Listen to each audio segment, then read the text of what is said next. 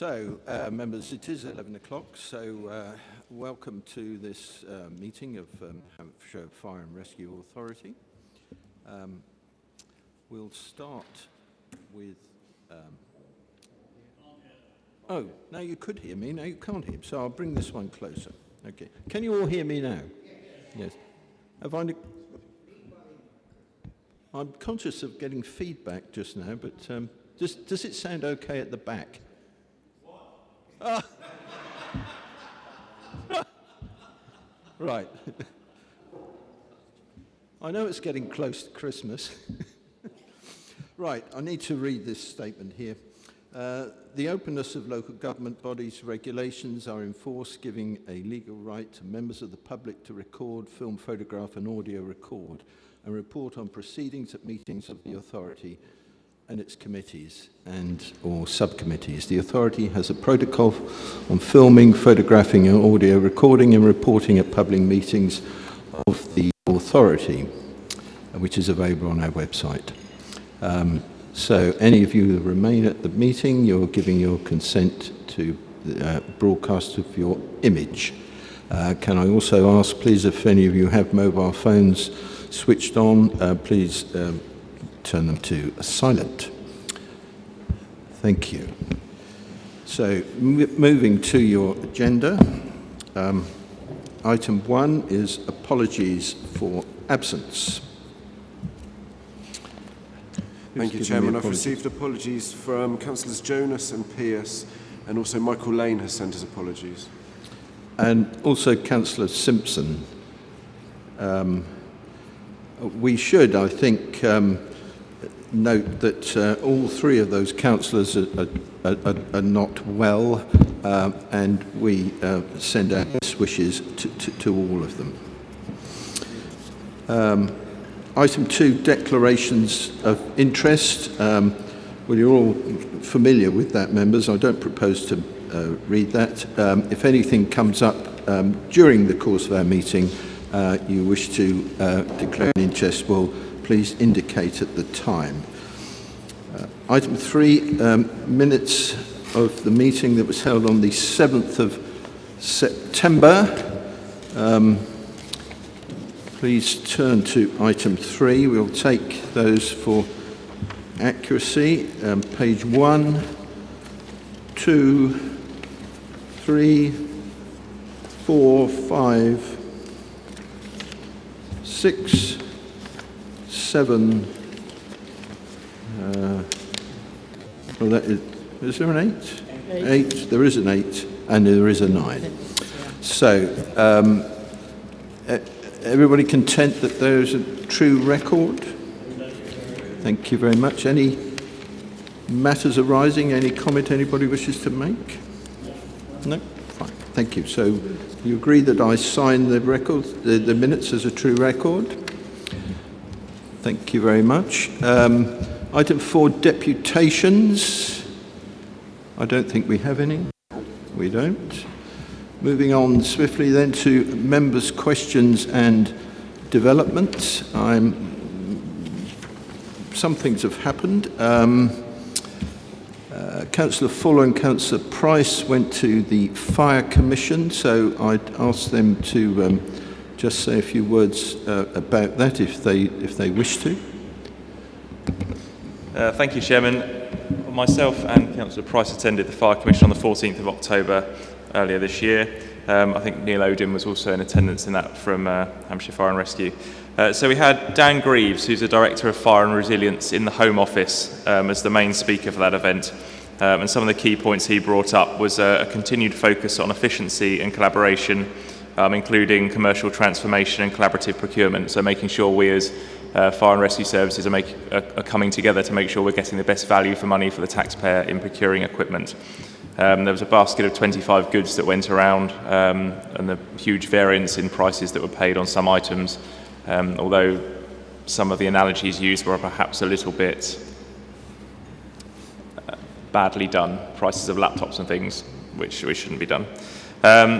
Continued importance of independent assessments for business cases with the PCC. So the point was made for the business cases for a PCC takeover of a fire authority. the importance that would be put on the independent analysis of that review to make sure there was no bias in whether that decision was made one way or the other. So that was some good news. Conversation around the inspection regime for fire and rescue services. The new regime is supposed to be in place by April 2018. We were told no surprise inspections, it should all be planned, and there'll be thematic inspections as well as overarching inspections. So that's coming forward. Focus on continued blue light collaboration and also partnership working with non-blue light services where possible, and also a bit of a focus on workplace reform. His final 3 points that he wanted to make sure he got across were, firstly, that fire reform is not going away. There's a continued focus within the Home Office on that. That he wants political leadership to drive the change, i.e. fire authorities and the PCC, not central government working on it. And the final point in that theme was that he wants to work in partnership and not be forcing change on fire and rescue services. Well, thank you for that, David. I will report in a moment on a conference I went to at Y Boston Lake on the fire. It was Fire Authority Chairman, covered much the same topic. So, Councillor Price. Thank you, Mr. Chairman. I think that the comments about the Fire Commissioner have all been made, except for one or two, which I have great concerns about. And this is this basket of 25 objects. In comparing prices, the problem is you can get, as has been alluded to, is about laptops. And I think, if my memory serves me correct, laptops prices varied from less than £1,000, a few hundred, to way over £1,000. Now, it depends what you're buying a laptop for. Now, it was also said that one of the there's another basket of 25 items coming out, and one of the items is likely to be the cost of building a fire station. Now, if you take building a fire station like Winchester or Singing or Dancing Fire Station, the cost of that, even if you bring it down to cost per square metre, I would guess is going to be a lot more expensive than if you're building a retained fire station, which is basically a garage. I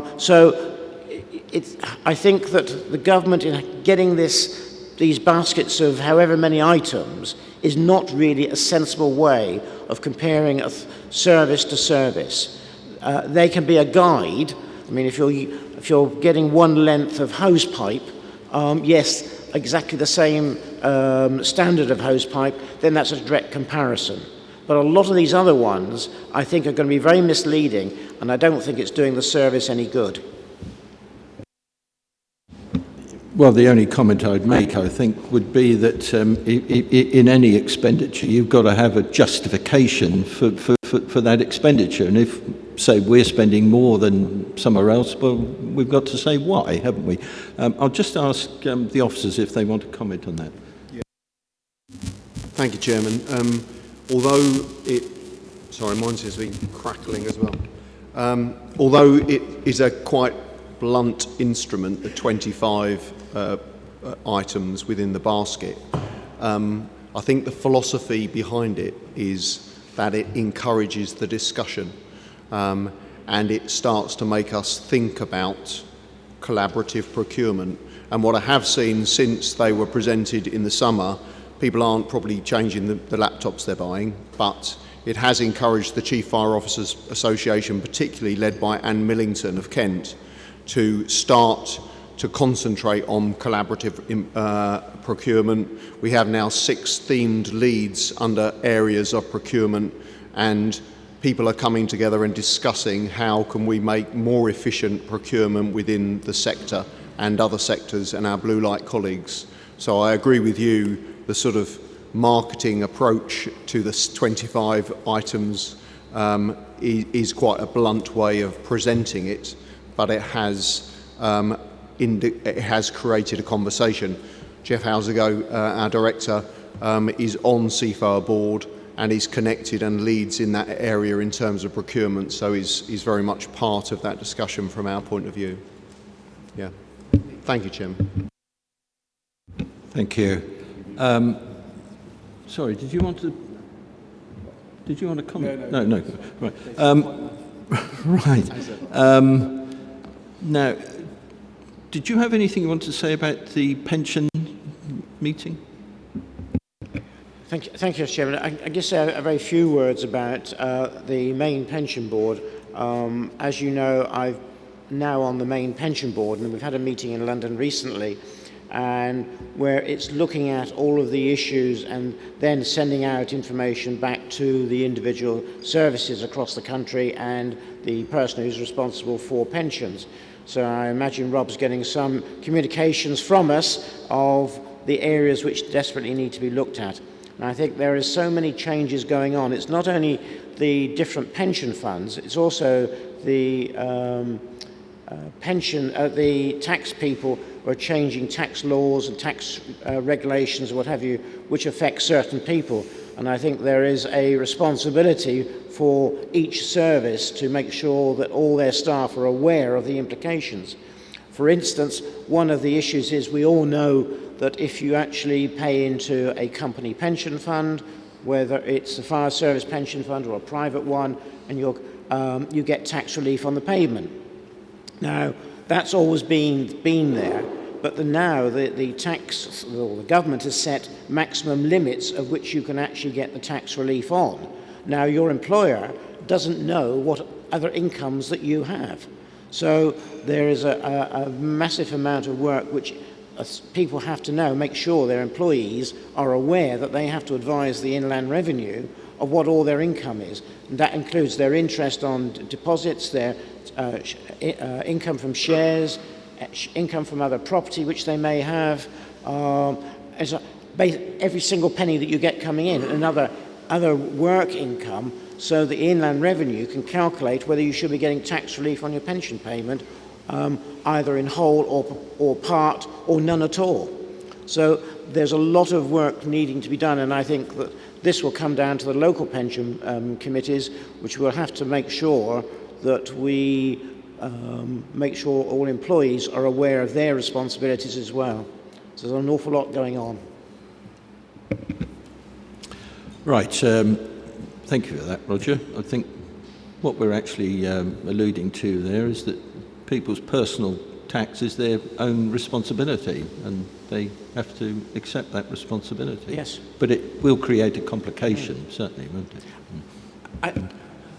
So I think the worry is that if the service doesn't make sure that people are aware, I would guess there'll be some responsibility will come back from the pensions ombudsman of saying, well, what have you done about it? And if so, therefore, that's why it's important that the service make sure it's up to date. I mean, we have had problems, as you know, within the pensions where we haven't picked something up for whatever reason.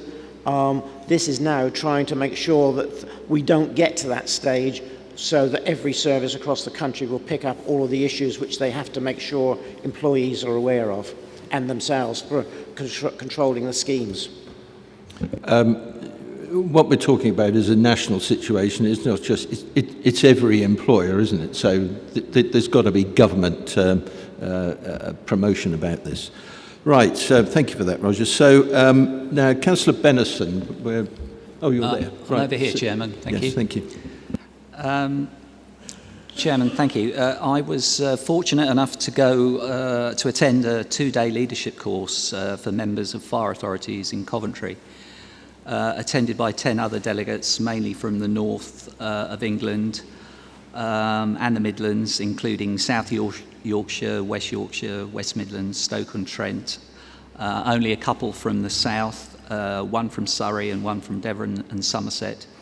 The course was run by the Local Government Association, and it was at Warwick Conference Centre. The programme was quite varied. The main points that came out were the challenges facing fire and rescue authorities, government's policy on fire, and collaborative working with other blue light services. One notable presentation given by Mr. Stephen Polly from the Home Office was followed by a lively debate, mainly from my colleagues from the north, who were a little surprised about what he had to say about the probable changes in the pipeline for fire authorities. It would be remiss of me not to mention, of course, our own Andy Bowers, who came up to give a presentation about collaboration with other blue light services, which was received very well. if the amount of questions that I fielded after Andy had gone about what we were doing was anything to go by. To finish, Chairman, talking to the other delegates on the course, there was no doubt that there are big changes coming nationally to the governance of fire services, however they are run. For good or bad, Hampshire Fire and Rescue Service will be at the forefront of these changes, I believe. Thank you. Thank you. Thank you for that, Councillor Benison. I certainly would echo your final comment there that this fire authority is at the, in the vanguard of changes going forward.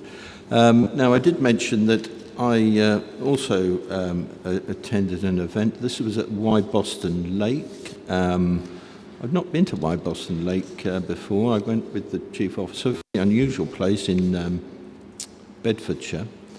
This was a conference of combined fire authorities, and there were about 20 odd present. Was it something like 20 there? And it was a very busy day. And we started off with a presentation from the Fire Minister, Brandon Lewis, who spoke very well, answered questions for quite some time, actually, and he answered his questions well. He completely reiterated what Theresa May had said back in May when she was Home Secretary. If you remember, Brandon Lewis had been Fire Minister previously, and he alluded to the fact that that was 4 years ago, and he was delighted to be back in charge of fire, and he didn't think enough had been done in the interim period. And he made it quite clear that he expects us to be following what Theresa May set out really quite clearly back in May, and we have to get on with it. I think that's a fair comment, Chief Officer, is it? Yep. Yes. Fair reflection. Yes. So there was various presentations, a lot of it, I think, similar to what you heard mentioned about what happened at the Fire Commission. So we had a presentation on efficiency and collaboration. In fact, I'm not quite sure whether the notes from this have been circulated to you. If they haven't, I'll make sure they are. Then we heard about accountability and transparency, workforce reform, reform of CFOA.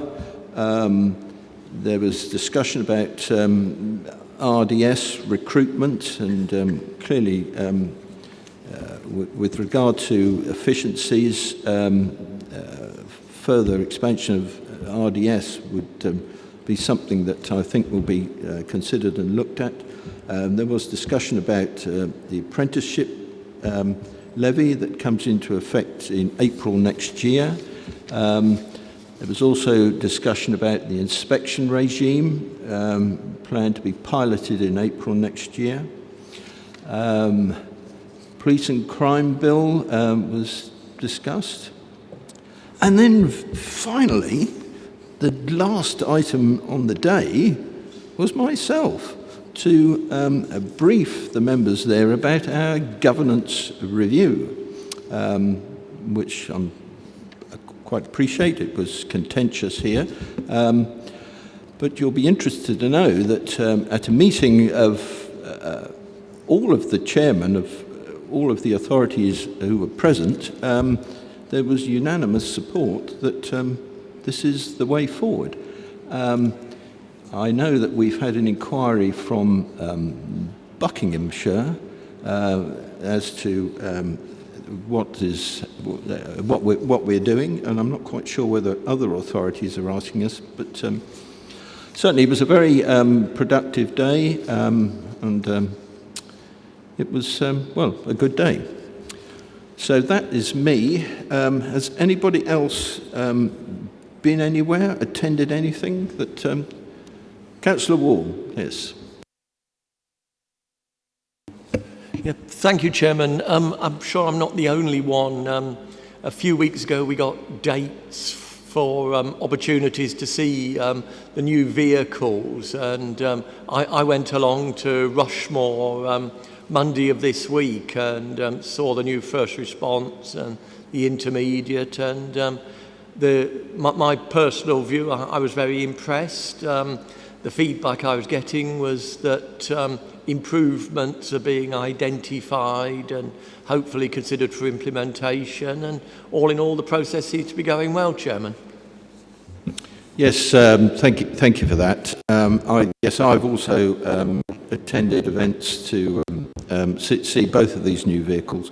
The intermediate vehicle, the crews were absolutely delighted with it. Well, one of the really, which would appear to me minor things that they were really thrilled about, was that, and I can see when you come up to a junction it's important, the front number plates are sort of wide number plates, and they've got blue lights at the side. So if you come up to the junction and you've got the road down there, you've got this blue light that shines down the junction, and the crew that I spoke to thought this was a really useful. It would appear something quite minor, but for them it was really important. Councillor Price. Thank you, Mr. Chairman. I think that at this meeting we shouldn't forget that we've just recently had Celebrating Success.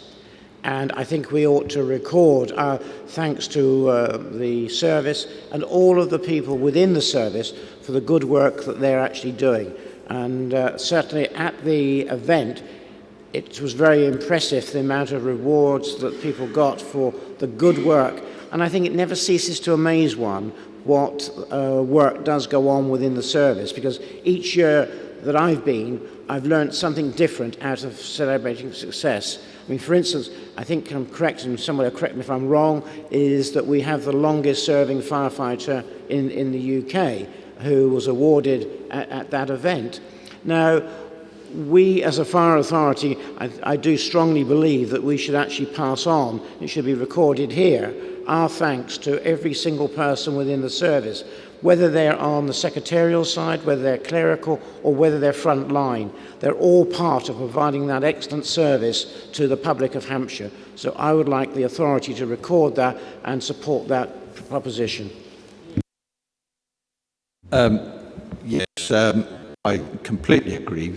You have actually preempted me, because I have that under Chairman's communications, but that is fine. Has anybody else been anywhere, or anybody but Councillor Glenn? Can I just add to the last report that we should actually note that we ought to thank the police for the use of Victoria House for that occasion. It's their premises. It was a first-class event and needs to be said. Yes, thank you for that. Right, we'll move on then to Chairman's communications. I have a few items to advise you about. First of all, brigade manager appointments. Following the deployment of ACO Steve Apter to London Fire Brigade, I'm delighted to announce 2 senior temporary 6-month appointments. Stu Adamson has been appointed Assistant Chief Officer and is carrying out the role of Director of Blue Light Collaboration, heading up a new shared team with Hampshire Constabulary. And this is a very new team, and we will obviously be advised more about this in due course as that team develops. Also, I'm delighted to report that Samantha Dickinson has been appointed Assistant Chief Officer and is now leading community safety to replace Steve Apter. And Shantha is now in uniform again, and she looks very smart. She is not able to join us today because she's where is she?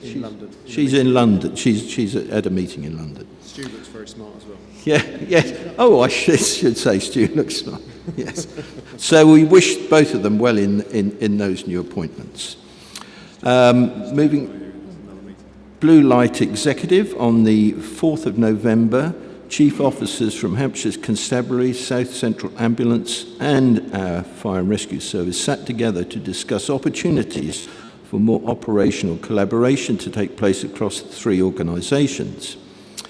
This meeting, a blue light executive agreed that some dedicated work should be completed during the next 6 months to look at further opportunities to work closer together. This closer working is designed to look for better outcomes for the public of Hampshire, and this will be the focus of work moving forward. A small team consisting of officers from fire and police initially will now complete this work, though it is hoped that ambulance will follow shortly. The team will be led by Assistant Chief Officer Stu Adamson and will focus on areas of work such as mapping the demand for services and how we prevent incidents and a response and specialist capabilities. More details are included within the finance paper of this meeting. Efficiency and effectiveness review. Since the last, I did write to the Fire Minister some time back now, but I received a reply from him, and I'll just quote from that. I'm grateful to you for keeping us up to date with the key decisions of your authority has taken, including your attention to make an application to the Secretary of State for an amendment to the current combination order to add the Hampshire Police and Crime Commissioner as a full member of the Hampshire Fire and Rescue Authority from the next municipal year. And I can add that since our meeting in September, our officers have been liaising with the Home Office about that application to amend the combination order.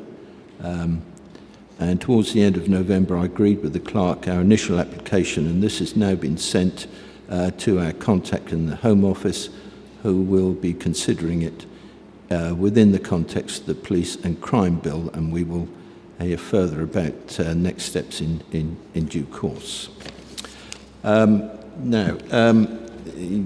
We have had mention of the celebrating success, and that was a very successful evening, and I certainly would agree with the comment that we should say thank you to the police for, again, we were at Netley last year, so again, thank you to them for hosting the event. Thank you also to Steve Power for hosting the event so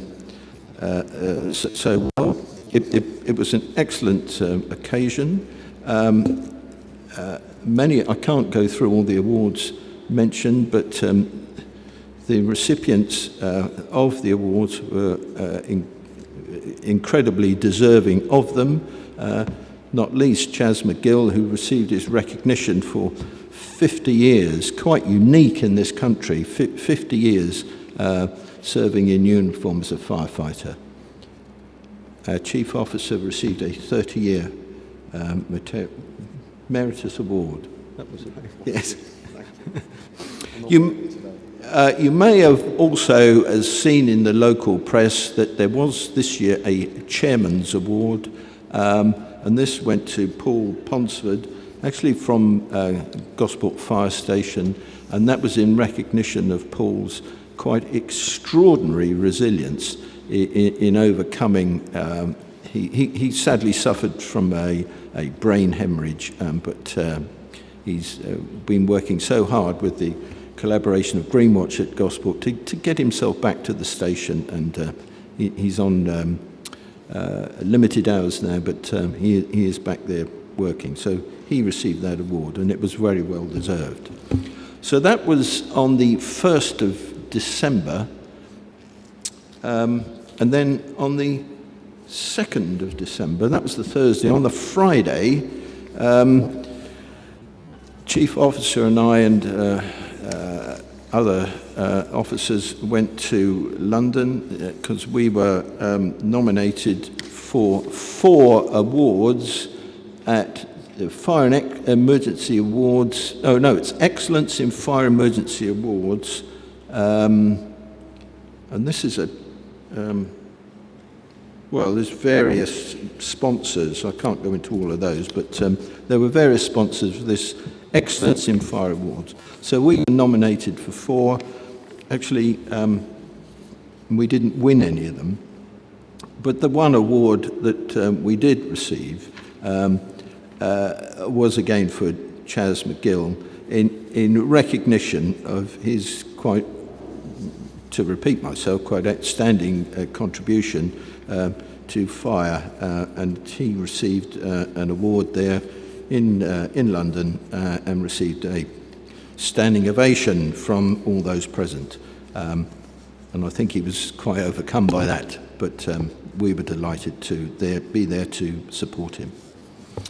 So that completes my Chairman's communications. We now can move on to the activity report. If you would like to turn to that, please, members. And do we have any updates? Is it Andy? Do we have any updates to the members' report? If I might, Chairman. Chairman, I thought you were going to make reference to the document over here. Thank you. Can we take one step back? Yes, I do apologise. I was going to say that just yesterday I attended the launch of the Police and Crime Commissioner's plan. It was quite a glitzy event. I was given a little bag to come home with, which contained a torch, a pen, one of those squeezy balls, one of those, a ruler, a beer mat, something else, I can't remember, and of course one of these books,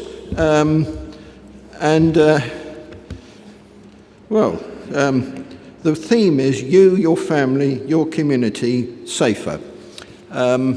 I had brought some copies back, but I hadn't realised you were all going to be given a copy. So you all have a copy, and I was there, as I said, to represent you. This is his plan, nothing to do with his possible proposals in relation to the Fire Authority. That fire was only mentioned in passing in relation to collaboration, which of course we're at the vanguard with anyway.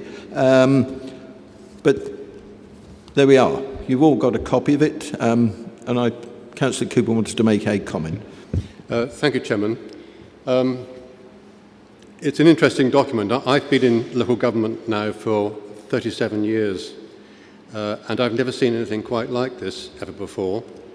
At a time when we're all trying to reduce costs in local government and in public services, I did go through and see that there were 44 photographs of the PCC in the one document.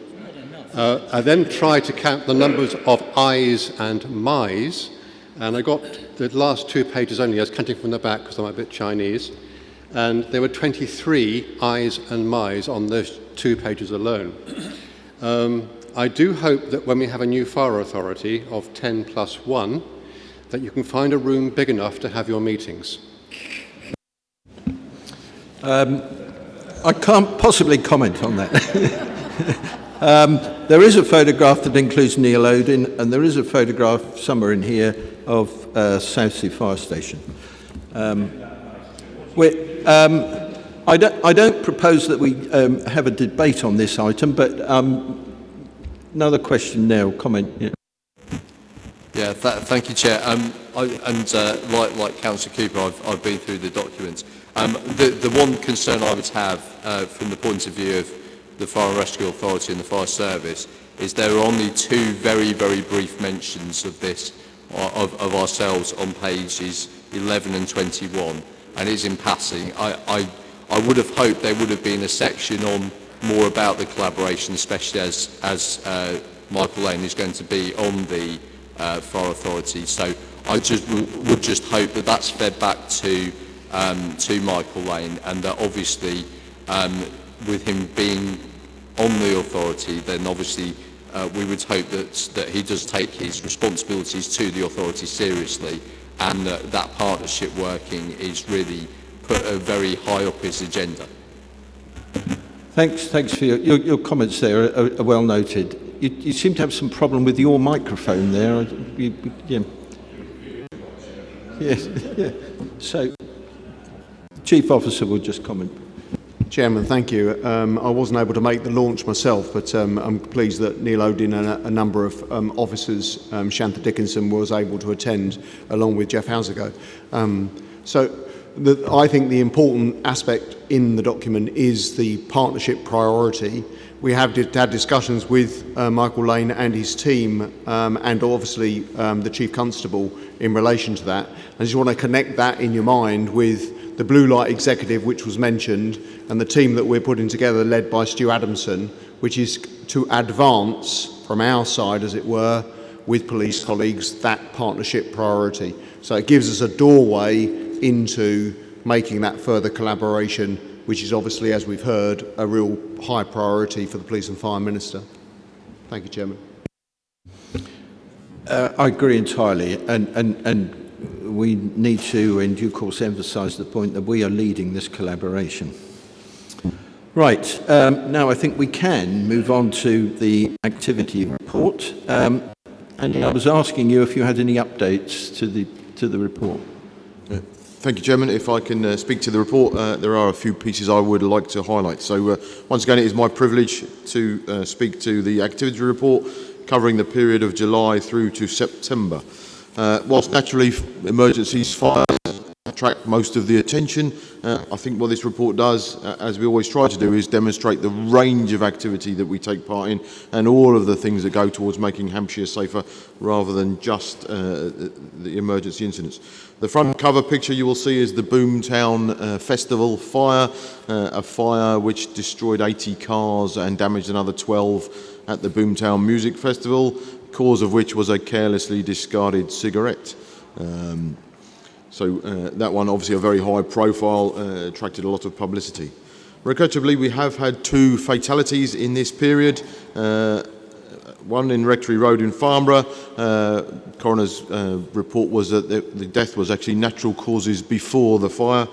And very sadly, a man who set himself alight in Apple Dumpling Bridge in Gosport and regrettably died the day after. So 2 fire fatalities in this period.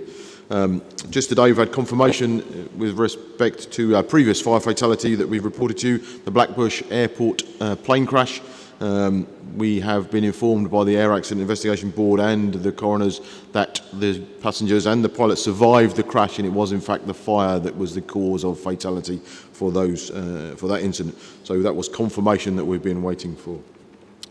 As well as the incidents, of course, many other things taking place in this quarter.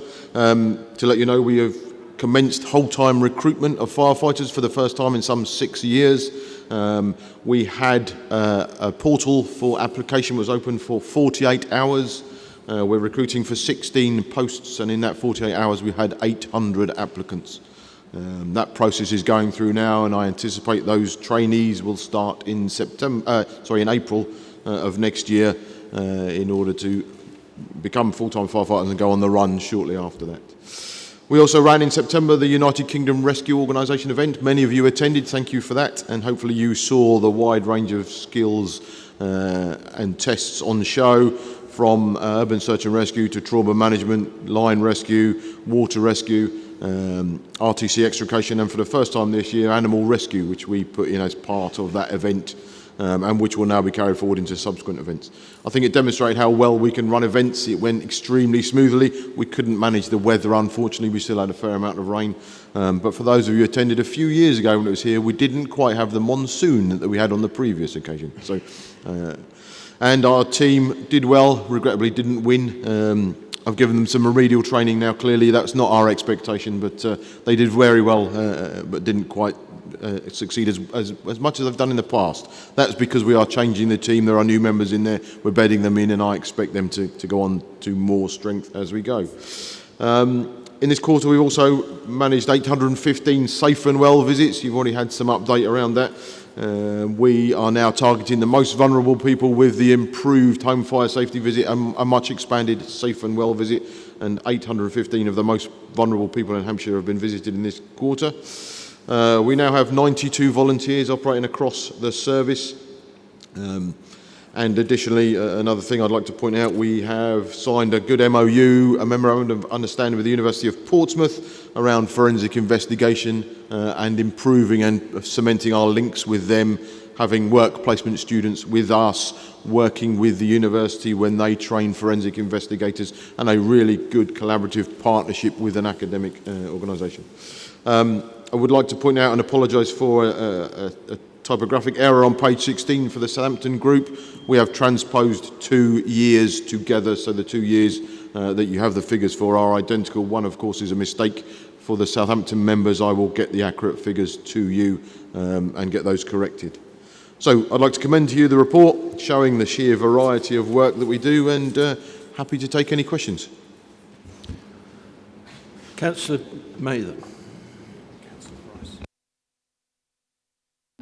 Thank you for the report, which makes interesting reading, and for your introduction. I note, and this is also from my own knowledge and recent experiences, that churches and chapels and places of worship seem to have a higher than average fire risk, both incidents of arson and problems with the wirings, etc. And is any work done with, say, the Diocese of Winchester and Portsmouth, etc., to make them more aware of the fire risks that they have, and so that they can take measures that could help? Thank you. Yes, so let me assure you we work very closely with all of the places of worship in the county. Churches, obviously particularly old ones, are of course built to a completely different standard, often have limited scope to put in much in the way of modern fire suppression or anything else, fire alarms, etc., and therefore have to take extra care.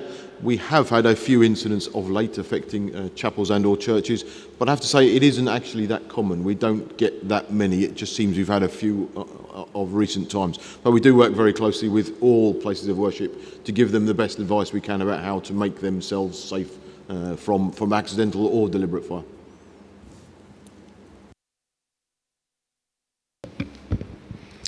Thank you. Can I refer people to page 4, the item 1, responding to incidents?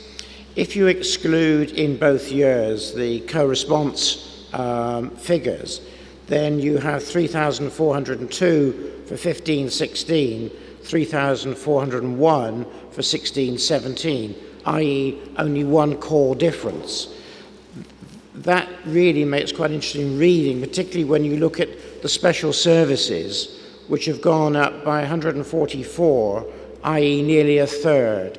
I was wondering if somebody could explain what sort of calls we're getting under special services and what the thoughts are behind why they're likely to have increased by approximately a third, to be exact 29%. And also it's interesting that the co-responding has gone down by 700 as well. So there's a lot of interesting figures there, and I think I'd be interested to hear some explanations behind them. Thank you for that. I'll answer the first part, and I'll pass you over to Rob as our expert around the co-responding question particularly. So special service calls do fluctuate significantly. It depends on a number of different factors because it's one of those catch-all categories that covers a wide range of things. It includes floodings, for instance. So in a particular wet year, you will see special service calls, floodings, go up. And in this particular year, the reason for the increase in the 16-17 year is the new agreement with South Central Ambulance around gaining entry to properties on their behalf when there is a concern for welfare. So we've seen an increase, a deliberate increase of those types of calls, which are categorised as special service calls. So I do anticipate, if that agreement with South Central Ambulance continues, that we will continue to see an increase of those gaining entry calls on their behalf. Hello, from the co-responder point of view, the difference is around the call types that our co-responders, our firefighters are sent to. So South Central Ambulance Service will categorise those into certain areas, red 1s and red 2s. Over the last couple of years, they've been trying to home in on those categories to make sure that people are sent to the most critically ill people. So actually, I would imagine that those calls coming down slightly again, so that the right resource being sent to the correct people at that time. Thank you, Chairman. Just to add to those comments of my officers, it's interesting, isn't it? As our service diversifies and starts to support the communities in different areas, certain categories of calls are likely to go up. And although we wouldn't want any emergency in any community, actually if we can contribute in those other areas, and then through the changes and the efficiencies of other agencies like South Central Ambulance that are trying to make sure the right resources are sent to the right type of incidents, they might fluctuate again. I think that's an example of co-responding, where they're actually starting to say, actually, can we deal with these calls in a different way rather than just send a co-responding car and the likes. So you're right, absolutely, to pick up on the movement of our calls, and they're not always there's reasons behind the fluctuations that you see. Thank you, Councillor. Could I just ask, is that when we see sort of large fluctuations like we've seen here, could there be an explanation just be put in? Because it is helpful to understand what is actually happening. I mean, particularly having asked the question, to know what's really happening in behind them. Councillor Stubbs, please. Thank you, Chairman. And my substantive question's been asked, but I do have another one, which is, I think it's clearly a positive thing that we are recruiting staff, but, you know, it is, I just want to check on what basis that's going to be done, because there is a lot of political pressure these days almost about quotas and set-asides, and there's a lot of political correctness in employment these days. I just want to make sure that the recruitment process will be one that's equitable and fair, and not based upon one where there's any notion of any set-asides. Thank you, Chairman. Thank you, Councillor. Absolutely right. We have a strong commitment to diversify our workforce, and that is part of fire reform and the workforce reform that Theresa May set out in May. I have a very clear and strong philosophy in this regard. We encourage and use positive action to access minority communities, to get them to understand that a career in the fire service is for them, either through gender or BME communities. But once they start a process, they line up at a starting line equals. And the hurdles to join our service are of equal height. And each of those candidates will progress through those hurdles, those assessments, to make sure that we absolutely, from those on the starting line, we take the very best people into our community. So the challenge for us is to make sure out of those 800 that there is a broad, diverse representation of the communities of Hampshire. The people that actually join us, the 16, will, I assure you, be the best 16 of those 800 that start that process. Thank you, Chairman. Thank you. Councillor Benison, please. Thank you, Chairman. My question is about recruitment as well, please. We took 16 on this year.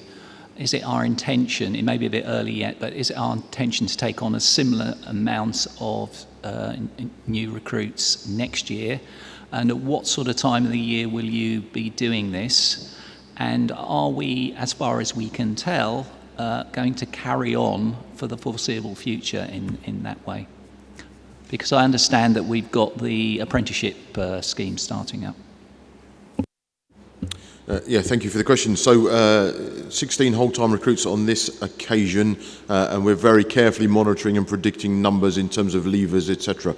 We are committed to avoiding redundancies in our workforce, and as you know, our workforce size is reducing as part of the risk review and now service delivery redesign. But what we cannot do is overcook that and go too far below our figures. We need to maintain effectiveness and efficiency, so we are carefully plotting that reduction in staff, which has necessitated an actual intake on this occasion. We anticipate going forward that we will probably run one whole-time trainees course per year usually in the April, in order to balance our figures going forward. And what we are doing with that is actually, although it's 16 trainees for us, we're going to run a trainees course of 24 and sell places to other fire and rescue services on this occasion. And as we go forward, I will anticipate a course of 24, but it may be that on every occasion we only have a few of those and others make up the bulk. So the number of Hampshire trainees will ebb and flow as per our requirements, but the course will be ongoing. Thank you. Councillor Harrison now, please. Thank you, Chairman. My eye was drawn to the Biffa waste facility fire on the Marchwood Industrial Estate. Members will see that it took up quite a lot of our resources, 23 pumps, multiple support vehicles, 26 hours on site. And I'm particularly interested whether there were any lessons that we could learn from the outbreak of this fire. For example, whether sprinkler systems might have helped, whether some way of limiting the fire from taking hold and making it the big operation that it was. Yes, thank you for that. So you're absolutely right. It used a huge amount of resource over a lengthy period of time. So just for clarity, it wasn't ever 23 appliances at the same time. That was as we relieved, as we swapped crews out, as we fought what was initially a very large fire, and we reduced it. It was in, as it says there, 150 tonnes of household waste, which ironically is probably largely due for incineration in any case. And we have worked very closely with the Biffa site.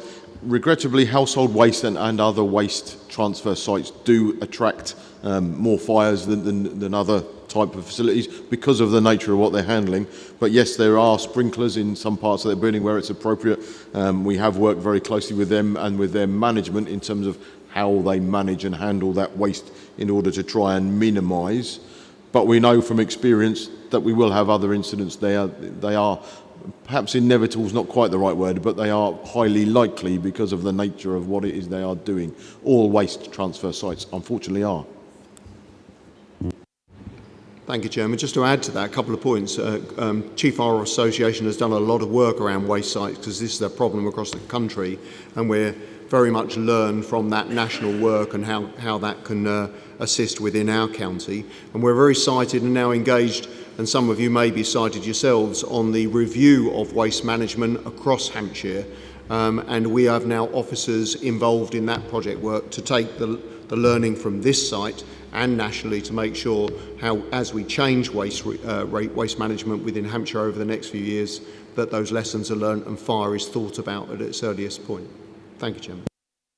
Chairman, if I may, just one other point that's just occurred to me.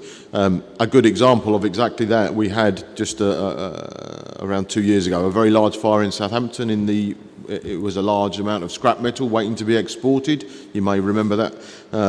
We worked very closely with the operators there, and in fact that large pile of scrap metal has sprinklers fitted because of that very reason. So we do have some good successes in that type of environment. Thank you. Councillor Cooper now, please. Chairman, page 5, please, and the generator fire 1.4 in my division. This is a brand new building and there's no power connected, which is why the generator was there, and yet the developer had let residents move in to an unfinished building. If it hadn't been for the fire service, I'm quite sure that a lot more damage would have been done. They were very quick in their response, and I'm very grateful for both their care of the people who were in the building and of the building itself. I have one anxiety, and that is that the locals have come to me fairly recently, in fact, saying to me that they were aware of the fact that they had complained, or someone had complained to the fire authority, or fire service, earlier in the day about the danger of the generator. It had been inspected by the fire service and found to be safe. Now, I'm not sure if that's true or not. Would the officers care to comment, please? But can I also say that I'm very, very happy with the service that was done and the way the building was saved and why the people were moved. But equally, I am a little concerned that the locals are saying one thing whilst I am thinking another. Yeah, I can add some detail to that, but would need to check. Is that okay? We appear to be having some trouble with these today. We had received a complaint under the fire safety order, absolutely. The building itself was compliant. We'd had previous inspections there, but what had happened, as I understand it, was there'd been a power problem. There was no power to the building, even though some residents had moved in, and therefore the developers fitted the generators, which was a temporary measure. What they then had was another complaint because the generators, of course, were quite noisy. So we had been, but in the meantime, they'd done other things. And what they'd done is then encased them in a box, a soundproof box, to try and mitigate the issue of the sound. So it was one of those things that grew and grew. So we were involved in terms of the building and its development. It was compliant. We had received a complaint and had visited. And then, of course, almost immediately there was a fire. We had given some advice to that effect, which was ongoing. So I guess it's fair to say we were on the case, but the fire obviously took everyone by surprise in terms of how quickly it occurred, I guess. Thank you. I've now got Councillor Mintoff, please. Thank you, Chair. A general query. About 2 months ago, I had, along with Councillor Coombs, arranged a meeting with Stu Adamson and also our head of the planning department at Southampton City Council, as a result of a specific incident where there was a prohibition notice on a newly built hall of residence. We have quite a lot of halls of residence in Southampton, as I expect Portsmouth do as well. The meeting was very productive. It was one of the outcomes of it was actually put into action on Tuesday evening at our planning meeting, whereby there is a memorandum to the developers to talk with the Fire and Rescue Service at an early stage of the development. Now, Stu was obviously doing that. Who is now doing that in his place? Because obviously he's got another job. Yes, he sat next to me, so it is Rob Cole who's taken up that role that Stu was previously filling.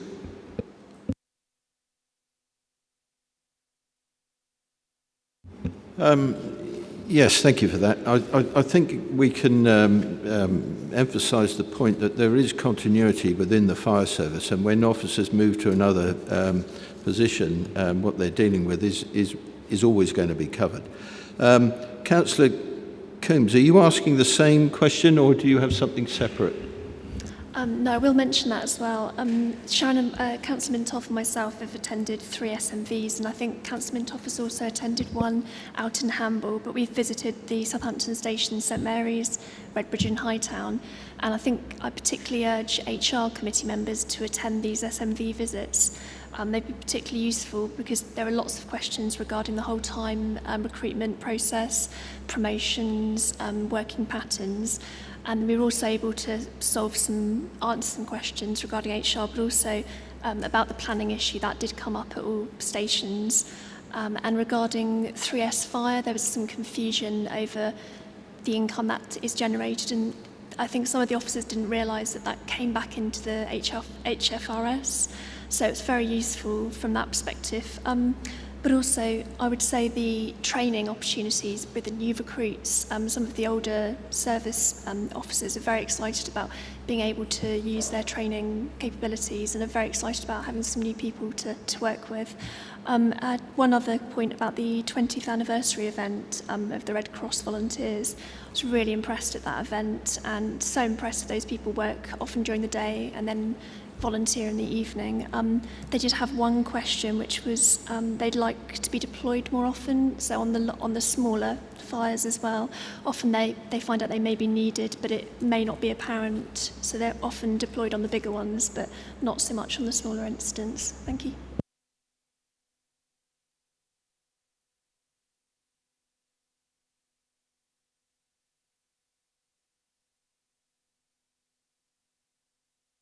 Yes, thank you for that.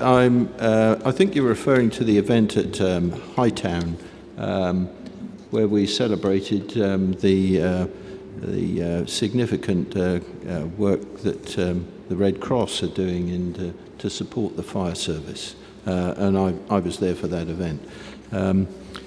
So, thank you. Councillor Staplehurst, please. Thank you, Chairman.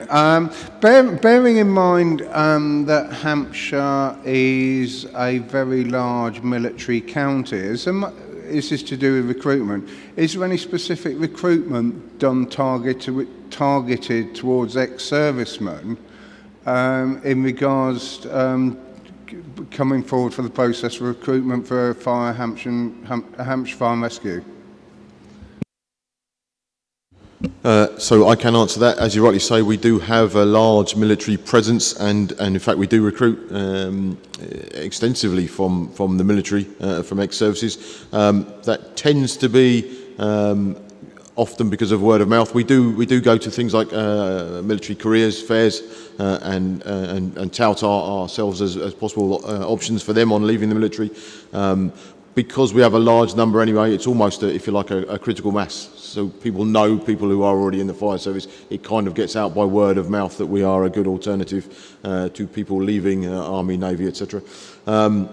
We don't have any specific activities around targeting ex-military personnel. What we do, however, in line with the military covenant, we make some exemptions for military people who will be applying. So, for example, on this case, we had a requirement for our new whole-time trainees to live in the county, unless they are ex-military or are leaving the military, in which case we made that allowance for them to do so, in line with the military covenant, yes. Can I just come in there? Because I actually came to the last passing out parade of trainees that we did here. So did I. And I'm delighted to say that the person who won, I think it's called the Silver Axe, was actually an ex-RNWE. And I was delighted that he was a top.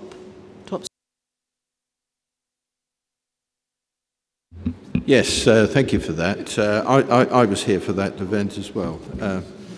So we now move on to Councillor Winnington, please. Thank you. Oh, it's less crackly this time. Just on the group activity in Portsmouth. Obviously, we've the work that the fire service has done to support America's Cup World Series and Victoria's Festival. The Victoria's Festival is now being renewed in the city till at least 2025, which is fantastic news. But this has been a festival that's been growing year on year. What provision does the fire service have for planning forward for the future to take into account that there'll be, hopefully, and as it looks, there'll be more people year on year? How do they work with the City Council and with other authorities to make sure that the fire risk is minimised as these things grow and grow? And obviously not just here, but we've got other festivals and other events around the county that are an ongoing success. Yes, thank you for that. And as someone who attended the Victoria's Festival myself this year, I thought it was a great event and it ran really well. So for any large-scale event, whether that's a music festival or indeed anything else, we are part of the planning process. So we'll have a fire protection officer as part of that safety advisory group, involved in the very early stages of all of the planning, and we will have influence in terms of how many people can attend, what the fire escapes need to be if it's an indoor arena or if it's enclosed in some way, and indeed any of the other sort of safety precautions for that. For many of them, Farnborough Air Show is a really good example. We will have permanent attendance during the dates of the event so that we have an on-site response immediately available, whether that's directly in the case of some or via 3S Fire in the event of the Farnborough Air Show. So we are involved in the planning, we are involved in the safety element of all of those types of festivals. The Boomtown example, we've seen, there was a large fire there caused by, in fact, a deviation from the plan, it would appear. So we are again involved in the planning already for Victorious and for Boomtown next year, if there is a Boomtown next year, and all of the other festivals that get around the county. So we are getting very good and well versed in planning for, preparing for, and managing and dealing with all of those types of events across the county. Thank you, Chairman. Just to add to that, it's an unseen piece of our work, I think, is about supporting economic growth of the county. And some people look at me a bit strangely when I say that, but culturally, our fire safety teams 10 years ago would have looked at enforcement. How do you stop people doing things they shouldn't be to increase safety? Now we look to how do we support businesses and events to grow safely. And so it's a move towards business support rather than business enforcement. And that cultural change in our fire safety work has been quite fundamental, and it does fit in with those types of events and business that we now support those events growing, and how do they grow, but in a safe and proper way. Thank you. Thank you. Well, sorry? You had the first question. Well, okay, it's in your division, yeah.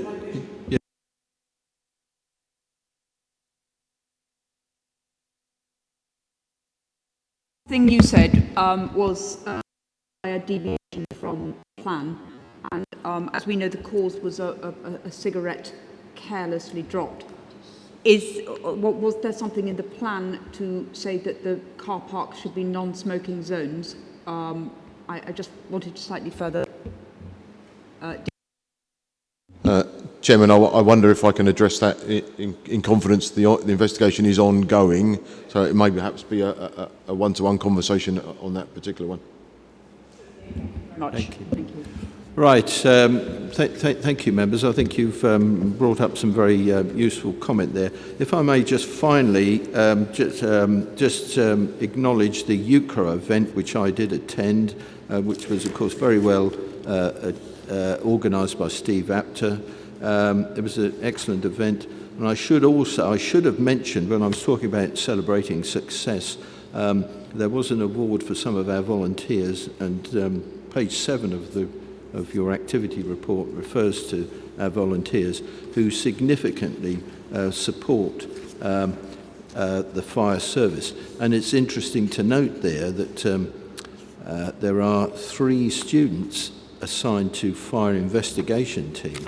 And we, of course, if you turn over the page, arson task force, we have had 1 or 2 arson incidents, but we have a really productive arson task force, and you'll see there it says 3 perpetrators have been convicted. So I just acknowledge the valuable work that our volunteers do to support us. Right, thank you for that. That was useful discussion. Now we move on, please, to item 8, which is the finance update, and I will refer to Rob Carr, please. Thank you, Chairman. Good afternoon, members. I think the story of this report is effectively told through the recommendations, so I'll pick those up one by one, if that's okay. So the first recommendation, looking at the budget monitoring position for the current year, we're currently predicting a £2.4 million underspend for the current year, mainly as a result of savings in staff costs, but also quite a considerable amount saved within employers' pension contributions. In terms of looking forward to the budget for 2017-18, you may recall from the previous medium-term financial plan, we were predicting a deficit of just under £1 million for 17-18. Pleased to be able to report that as a result of increases in the tax base, which will deliver us around £600,000 additional income, and also that the ongoing savings as a result of moving to the 2015 pension scheme for firefighters, which is at a lower employer's contribution rate than the previous schemes. We've effectively covered that gap already. So effectively we will set a small surplus budget in 2017-18, subject to getting a council tax increase in that year. So in line with previous years, we would aim to put that into the capital payments reserve to provide for investment funding in the future. We've got the mid-year review of Treasury management activities, which is appended to the report, which I know is everybody's favourite. Looking at 2.4, you know, we've got the Delivering Differently in partnership with the Isle of Wight project. As part of that, we had previously discussed the idea of taking on their call handling through the network fire control. The Isle of Wight have now made the decision to transfer that service to us, but given that it is a new service for us as part of that DTIP project, we just wanted to get formal approval to that in this report and give a delegation to the Chief Officer and the Clerk to finalise the arrangements for the transfer of that service. The final one refers to providing some funding for the Blue Light collaboration work that you've heard about already.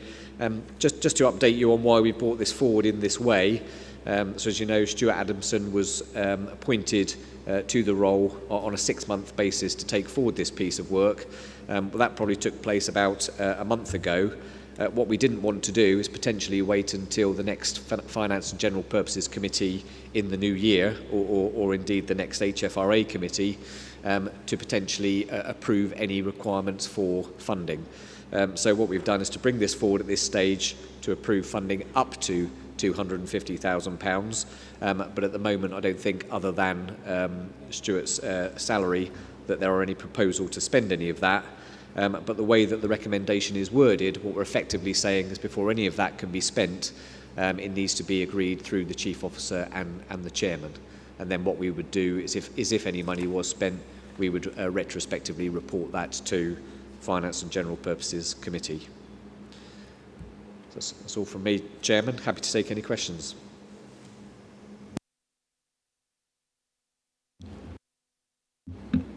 Councillor Price. Thank you, Chairman. A couple of questions. If I can go to Appendix A first of all, is that under 1.3, retained firefighters' pay.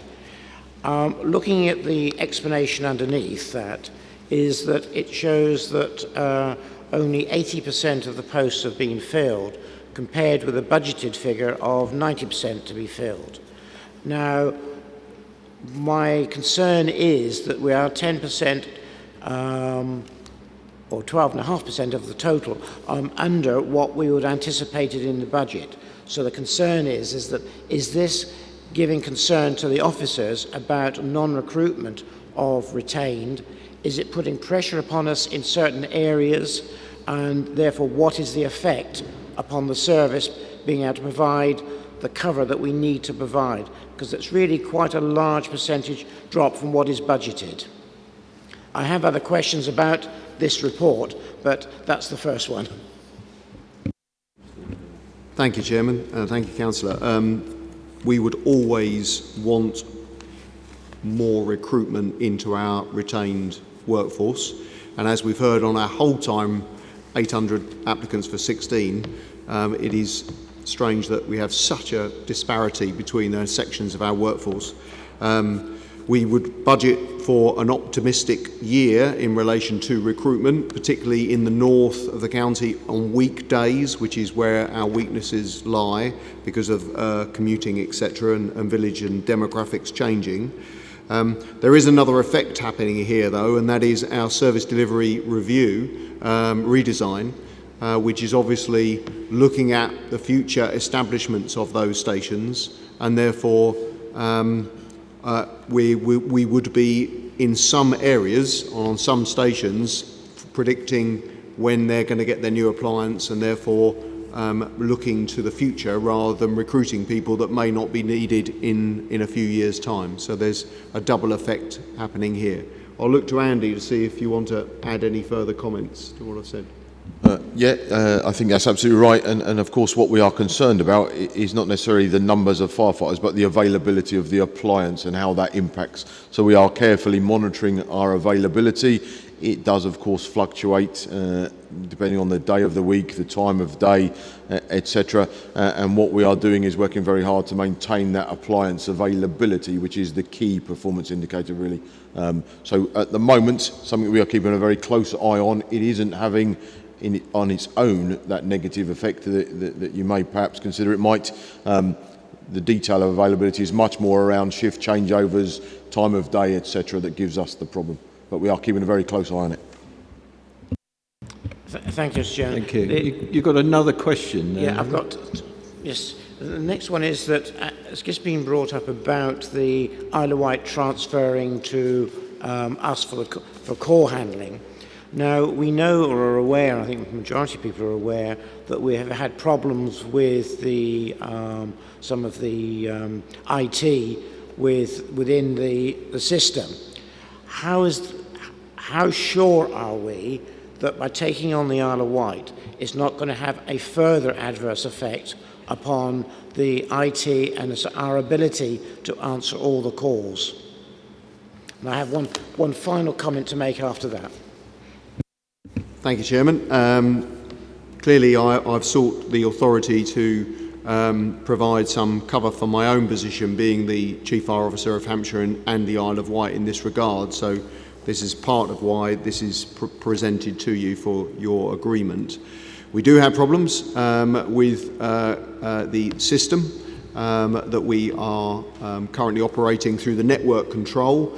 We're working very hard with our neighbouring fire and rescue services and Capita to resolve those issues, and I meet once a month with the Chief Executive of that division of Capita that manages that process, along with his senior team, the chief officers of the other two fire services. And it is true to say that the big difficulties that we've faced over the last 3 months, a number of those have been resolved, but they are ongoing, and that continues to provide me some concern, and I want those to be resolved as quickly as possible. How sure am I that bringing in another volume of calls will influence that system? I can only rely on the technical experts that work to us both in Capita and are now forming a joint team from Surrey, where they're coming from, and ourselves. And the volume of calls, 1,300 as opposed to our own in Hampshire, 25,000 calls. The technical nature of moving those calls across do not at this time seem to be giving our technical expertise any concerns that it would influence the problems that we're currently having. Clearly, as the Chief Officer of the Isle of Wight, I want to be assured that I'm moving my calls to a platform that is solid and reliable and resilient, and therefore for both Hampshire and the Isle of Wight, I will continue to make sure that Capita and the Vision product is strengthened before that transfer is made. Thank you, Chairman. Mr. Chairman, having just heard that, is this the right time? I just put the question, is this the right time to be actually agreeing to this before all of the problems which we have at the moment are not sorted out?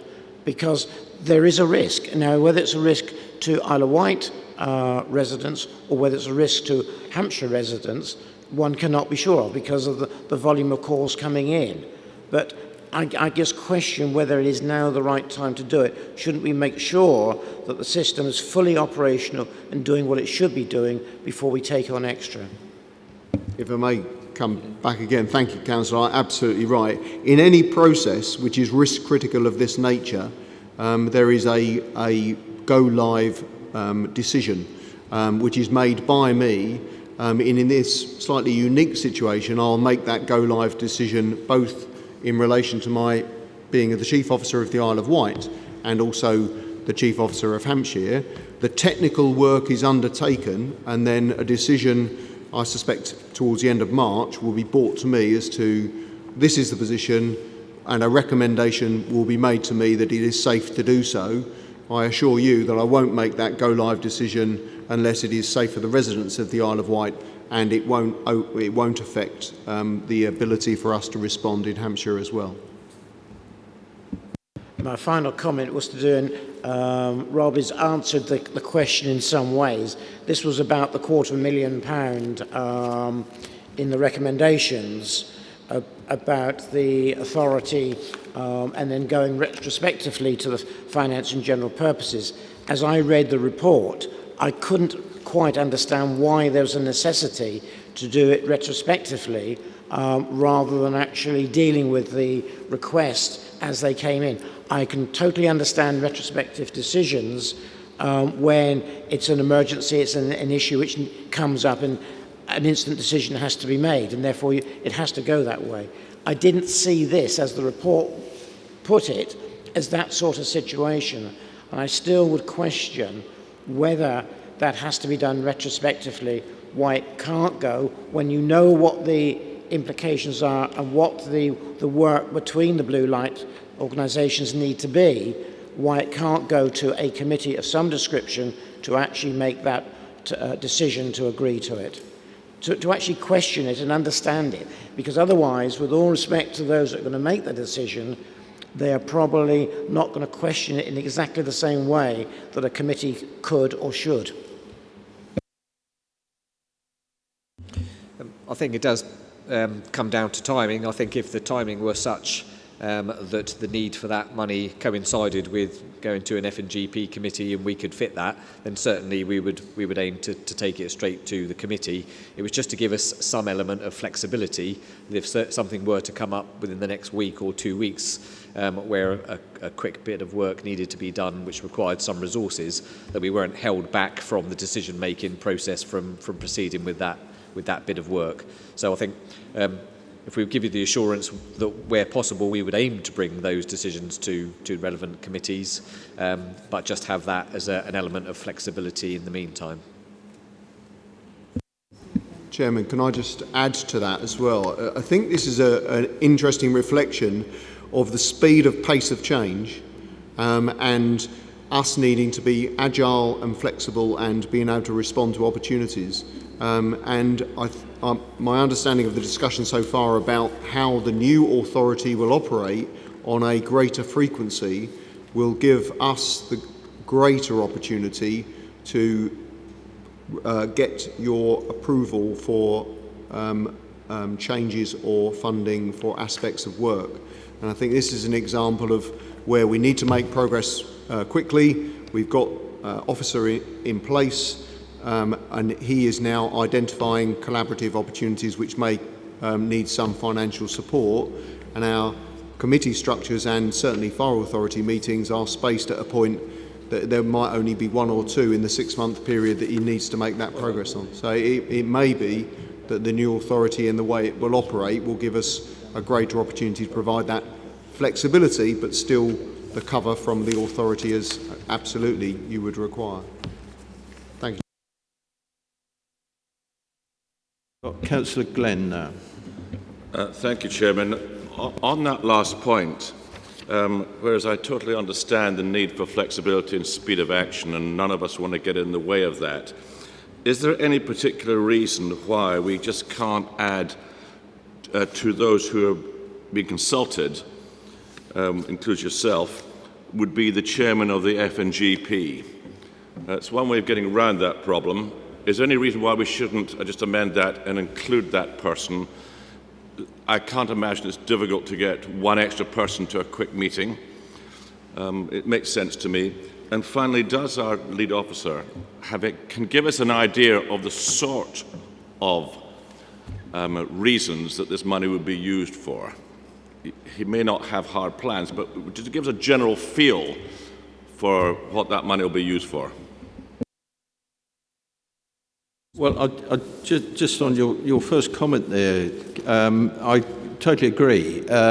We have had similar situations in the past, and I was previously the chairman of FMGP, where I was included in similar situations. So I think you make a very valid observation there, and that can be added in, certainly. Just to respond to what could the money be spent on, Stu Adamson is early in post, embedded in police, and actually understanding what further collaborative work can be progressed. We've had our blue light executive, as we've heard, we met and discussed his thinking and plans on that. One key aspect that came out of that discussion, which is really interesting, is mapping our demand management. So what is the demand placed on ambulance, police, fire? Really understanding the categories of call and the nature of that demand. Because when you get down to that level of detail, then you can then start to say, actually, that sort of demand can be helped by this service, and you can start to see how you can move. Our forced entry, which we've taken on from police, which Andy mentioned earlier, is an example of that. That's sort of stood out as a sore thumb to us, and there's many more categories that can be undertaken. And I guess one aspect of work that I think Stu would be commissioning is for some support in looking at that that demand management, and there are companies out there that are skilled and have software to support that sort of analysis. I've now got Councillor Harrison, please. Yes, Chairman, I'm afraid I've got an issue with 2.5. I'm looking at it purely from a standards and governance issue. I imagine that there are protocols in place whereby officers can spend sums of money within a delegated authority. And what 2.5 is doing is cutting across those agreed protocols. I think it's the job of members to scrutinise all expenditure of the authority, and I cannot see how we can carry out that scrutiny function if we are allowing officers, albeit in consultation with one or two members, to spend large sums of public money and report it retrospectively. So from a standards and governance point of view, I have concerns, and I also think that the auditor would probably have concerns as well. So let me ask the specific question: have we run this proposal by the auditors and made sure that they would be happy, or will they be retrospectively criticising us for this decision? Thank you for that question.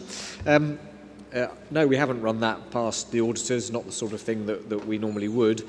I think what the auditors would expect us to do is to have governance and controls in place, which we do. As you say, we currently have delegations to officers up to certain levels, and beyond that we have to seek approval from various committees, etc. Where we go differently to those regulations, they would expect to see an approval put in place, which is exactly what we are doing here. So we're explaining the reason for moving away from those particular delegations and financial rules, but we're explaining the reason why, and I think as long as they'd be comfortable that an agreement from the full authority to that change, that they'd be happy with that.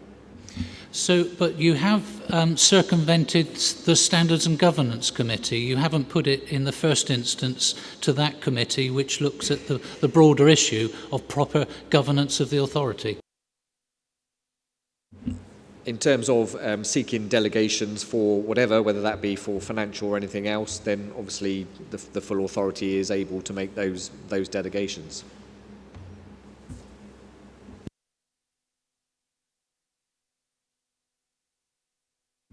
So do we have any more questions? No? Right, thank you. Councillor McIntyre. Yes. Oh, Councillor McIntyre.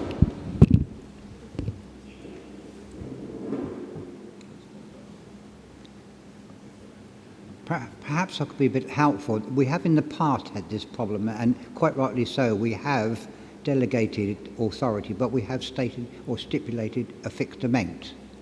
So maybe, perhaps, with view of this discussions, we could fix an amount, and then it's not carte blanche for $250,000. So it's just a suggestion, and that may then confirm with the governance and the finance and general purpose meeting, etc., that it would make it our normal as opposed to something different this time. Just a suggestion. Sorry, I'm not quite clear what you're proposing there, well, or if you are making a proposal. If we've delegated authority, we have said up to X amount of pounds. Up to whatever that we would agree. It could be up to 5,000, or it could be up to 10,000, but not $250,000. I'll invite the Treasurer to respond to that comment. So under existing delegations, officers can commit up to £100,000 under the financial procedure rules. So but what we didn't want to do on this occasion is potentially say that we were committing 3 different things up to £100,000, thereby potentially spending 300,000, even though they were loosely on the same thing. So what we were actually trying to do in relation to this recommendation was be open and transparent about the potential for expenditure. But ultimately, we could stick with the up to £100,000 for individual items. But we have that delegation already.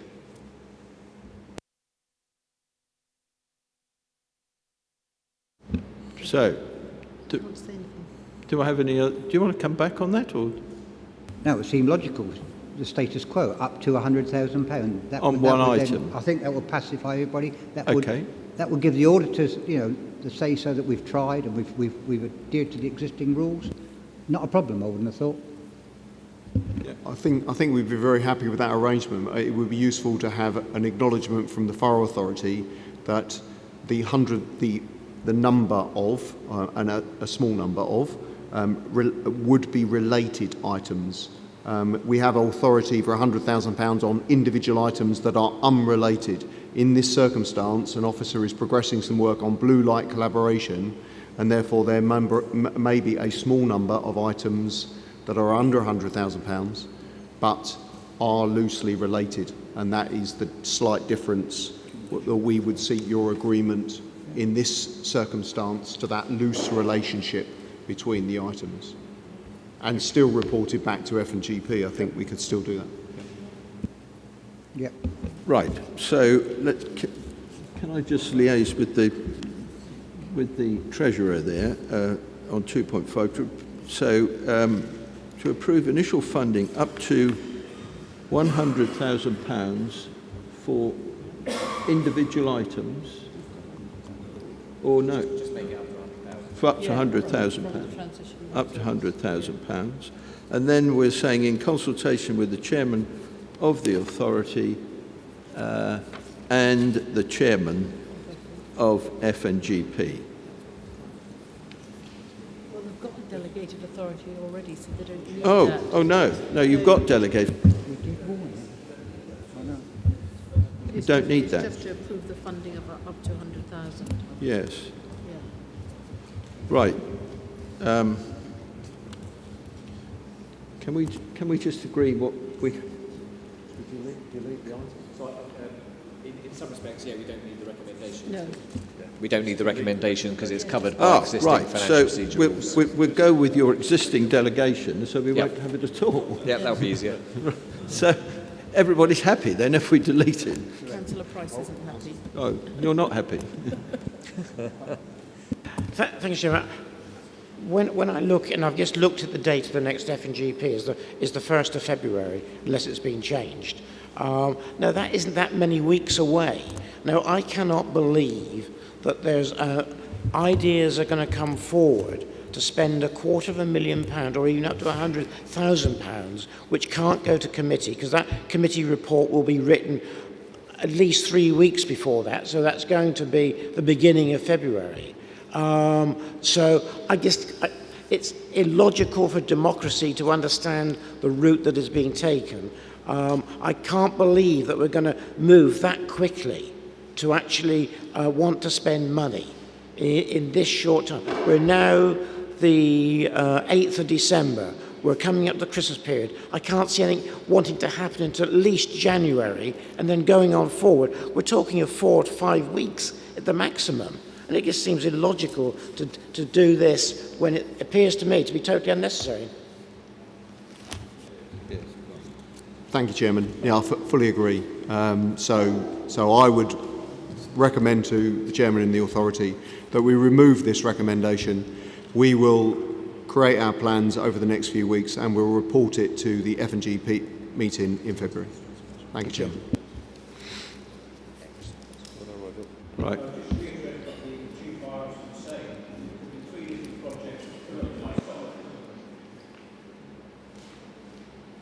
Sorry, there could be 3 different projects which sum up to 250,000. You have authorisation for 100,000 anyways. Yeah. I don't see what the problem is in that sense. You can have 3 ongoing projects, each for up to 100,000. So, as you say, there's no real reason to have 2.5 in there.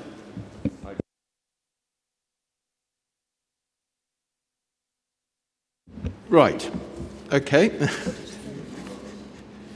Sorry, Councillor Glenn said something, and I Oh, didn't catch what sorry, she was. did you want to... Look at me, I just agree with the last point. I think we're just getting fine. caught Okay, up. that's fine. That's fine. Right. Can I take you to the recommendations then, accepting that we've now deleted in entirety 2.5? Yeah. Are you content that we take on block 2.1, 2, 3 and 4? Everybody agreed? Hooray!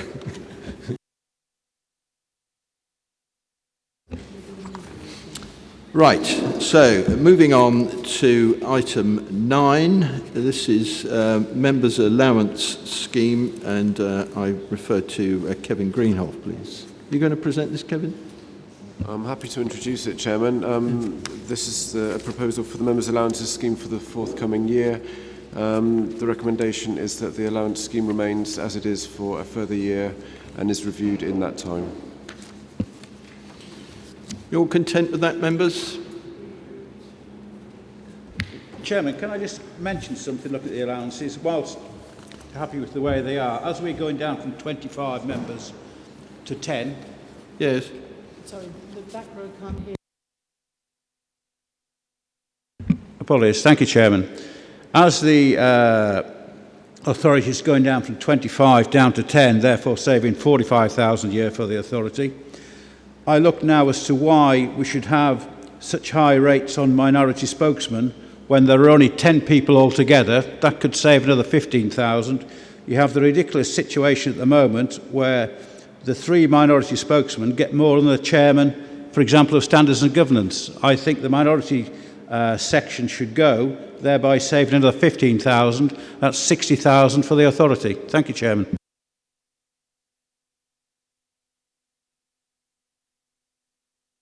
Any other questions? Oh, Councillor Harrison. Chairman, I think I hear what my fellow councillor says, but this isn't the time, I think, to address the issue. I think the time to address the issue of the right sums of money for the different members is when we get to that point when we are a reduced authority. Do I have any other speakers? Councillor Winnington, yes, thank you. Yeah, thank you. Mine was just a technical point. We had our Standards Governance Committee meeting yesterday where we were talking about the independent person, and we took a decision that we would go from having a single independent person to 3, which we would be sharing with, provisionally sharing with Winchester City Council, and that we would pay them £100 each. So I think as of today, because of what happened yesterday, I think this paper is actually wrong, and we should amend it to reflect what was agreed at the Standards and Governance Committee yesterday, which was that we would have 3 independent persons shared with Winchester City Council, and that each of them would be given £100 as part of their as an allowance. Thank you, Chair. I don't think that decision has been taken yet, but I understand what you're saying. We're not actually paying anything to an independent person. Correct me if I'm right there. Chairman, at the moment we pay the independent person £500 a year. If I can just clarify, the Appendix 1 relates to the current Members' Allowances Scheme, and the rate for the independent person is referenced in that. The independent person his term of office is due to end in June, and it would be up to the authority to appoint new independent persons at that time. The process that Councillor Winnington refers to is to seek recruitment of new independent persons. And we were looking yesterday in Standards and Governance for an indicative allowance to be able to go out to recruitment on the basis of. So that will still be subject to the decision of the authority when the appointment is made.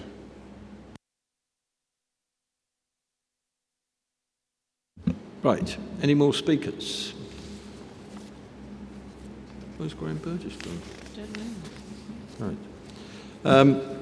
Right, members. Can I bring you to the recommendation on page 1? Are you content with that recommendation? Agreed? Thank you. Right, we now move to the minutes, please, of committees that have taken place. Item 10, Standards and Governance Committee on the 15th of September. Councillor McIntosh, please. I'm happy to present the papers, Chairman, and take any questions. Thank you. Everybody agreed? Thank you very much. Moving on now to HR meeting held on the 12th of October. Oh, I beg your pardon, sorry. Thank you. I'd like to present the minutes of the HR meeting held on the 12th of October.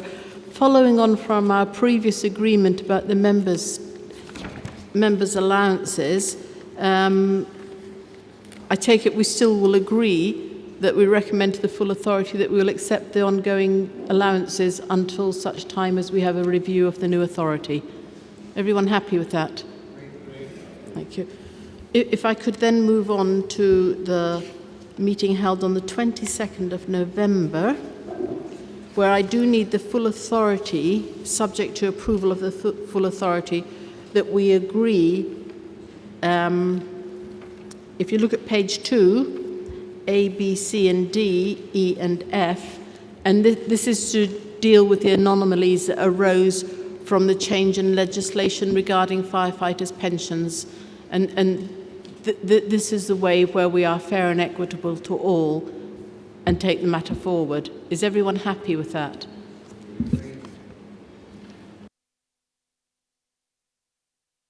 Just on a technical point, do I, because I sit on the pensions committee of the fire service, because one's making a decision here, do I have to declare any interest or not? Well, I think you bring up a good point there, and we will note that. Pensions away from F&GP, so I could sit on the pensions committee. So Yeah. therefore, if the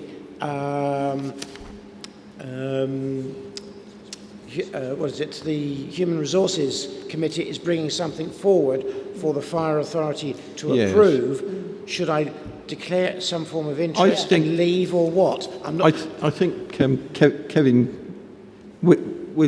can you record that Councillor Price made that declaration? No, I don't think. But I think it's appropriate that we record that you made that declaration. Right. Can I, at this stage, I think it's appropriate for me to acknowledge the considerable work that Rob Carr has undertaken for several months now, and this has come before several committees, and I think hopefully this finally puts this to bed. I hope so. Yeah. So. I hope so too. You can enjoy your Christmas now. Yeah. You can sleep at night. Yes. Right. Thank you. So we now move on to item 12, minutes of the Performance Review Committee held on the 25th of October. Councillor Glenn, please.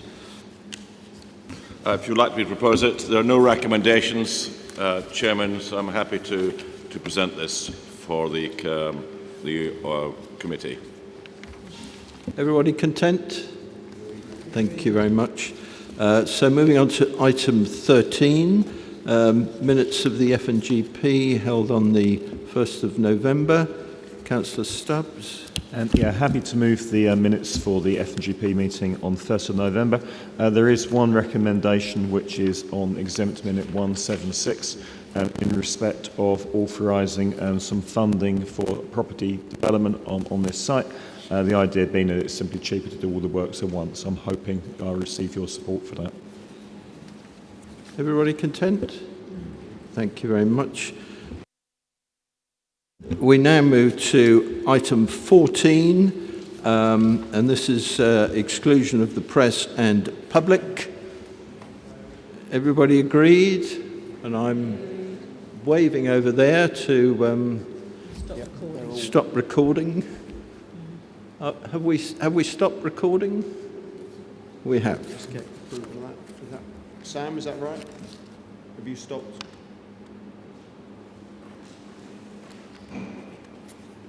Yes? Okay. Right. Right, so we now move...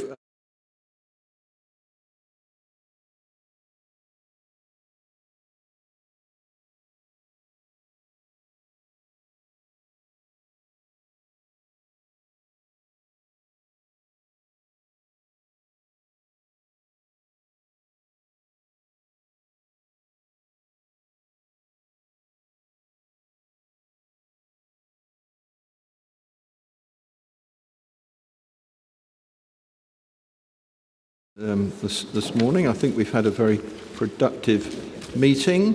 It just remains for me to wish you all a happy Christmas.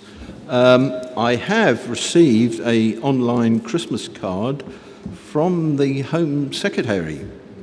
So as I represent you as chairman, I didn't think it was a Christmas card to me personally. It was a Christmas card to all of you. So I pass the Home Secretary's good wishes on to you all, along with mine.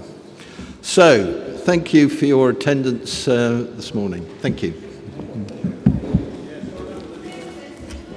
Well done for what? Remember. Yeah. Well, you're not the only one.